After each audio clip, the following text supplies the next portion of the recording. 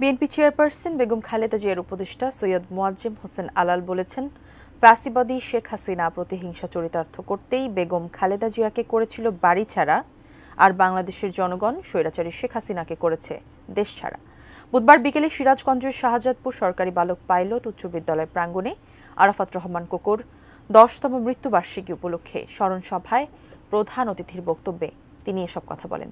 সিরাজগঞ্জ জেলা বিএনপির প্রধান উপদেষ্টা প্রফেসর ডক্টর এম.এ. মুহিতের সভাপতিত্বে স্মরণ সভায় বিশেষ অতিথির বক্তব্য রাখেন জেলা বিএনপির সাধারণ সম্পাদক সাইদুর রহমান বাচ্চু, আরাফাত রহমান কোকো স্মৃতি সংসদ কেন্দ্রীয় কমিটির সভাপতি মোহাম্মদ আলমগীর হোসেন, সাধারণ সম্পাদক শফিকুল ইসলাম রাহি সহ স্থানীয় নেতাকর্মীরা।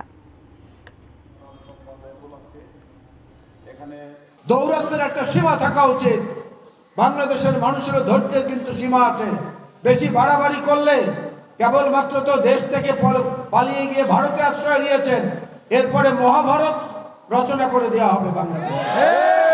মহাভারতের কাহিনী রচনা করে দিয়ে কোনোদিন দেশে ফিরতে না পারেন সেই ব্যবস্থা বাংলাদেশের মানুষ করে দেবে।